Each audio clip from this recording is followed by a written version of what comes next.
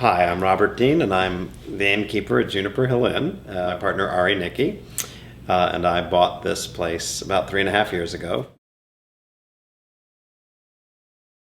This was built here with purpose, not just arbitrarily, as we build houses today. Not with the thought of, my God, I'm going to make $100,000 just living here 3 years. You know, homes were built at this era, and really up until I think about the 50s, homes were built as homes, not as investments. It's a place to raise your family, rear your family, sorry, and a place to see your kids off to college in, a place to come home to. And I got that sense in this house. And indeed, I found out later that this house was built as a summer cottage for one of America's most affluent and powerful men, and Maxwell Evarts. And his father was Secretary of State under Rutherford B. Hayes and the Attorney General under President Johnson. What I saw in this community, and in part right from the very beginning in my conversation with Kay, is that you had people who can talk to the governor one day and be handing out in a soup kitchen the next. And I thought that is a fascinating thought. And not for paparazzi or, feeding their own ego, but for true selfless giving. So we decided that we would buy an inn, and we looked at 200 properties, communities, because we were buying more than a property. We wanted to buy a community. And I don't mean buy it in a sense of owning the community. We wanted to invest in a community and be a part of a community where our little effort would have an impact. And maybe that impact could reach greater heights. So Dr. Irving and his wife Elvira Williams, they went to Tanzania. They saw the beauty of Tanzania, which is immense and fabulous, and yet they saw the conditions under which many Tanzanians lived, especially in the rural communities. The hospitals that existed in Tanzania were nothing more than mud huts that were extremely unsanitary, and the condition of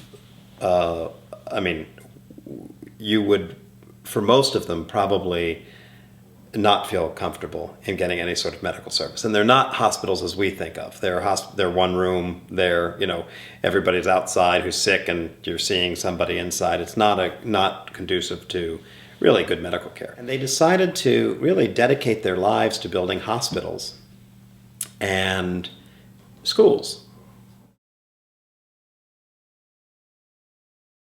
A couple of years ago, I was with them, and I said, what is it that is most pressing and most difficult about your quest to have hygienic hospitals and quality education? He said, infant mortality and illness is rampant because of the lack of clean drinking water. Funny thing is today in the technology age, Windsor is yet again on the cutting edge because it has a company called Selden Technologies, which is developing a nanotechnology. This nanotechnology basically has the ability to purify water through a straw. So E. coli infested, bacteria-laden, filthy, stagnant water, by the time it goes through their filter, their nanofiltration system, it's pure. No E. coli, no radiation, no bacteria, no viruses. It's amazing. So I went to Selden, Heidi Leclerc, and Chris Cooper, who is really the scientist behind this, although he has brought on many other very bright people, and Alan Cummings, who I believe was a former CEO of Crabtree and Evelyn, who landed here because of this company. And I said, would you be willing to donate 3 of your systems to try them out to see how they work? Well, they were very excited about the possibility, and they said, we'll not only do that, but we'll send a scientist over to teach them how to service this equipment. So it's not only impacting our community, but it's impacting a small rural community in Tanzania. But then there's a circle, and I think in life it's always a circle. In order to be successful, it has to be that circle. That circle, in my opinion, is very important in community planning. And the thought was, this test goes there, they've helped these people.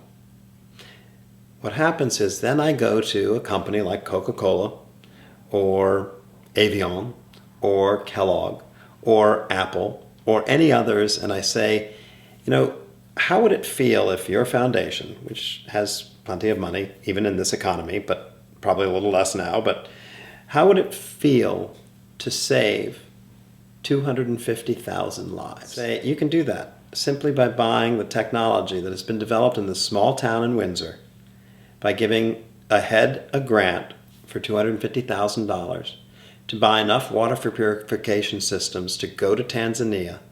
You're helping Windsor because you're guaranteeing jobs for people on many different levels. You've helped this town and my town, our town, and you've significantly made an impact and saved lives in an area of the world with people you may never meet. And we're doing this. The ambassador, His Excellency Ambassador Safui and Mrs. Safui, have agreed to come to our little hamlet, be the honorary co-chairs of an event to honor Dr. Williams and his wife, and to accept the gift from Selden Technologies, and to be welcomed and embraced by this community. I'm a firm believer that the community is more than just the town you live in.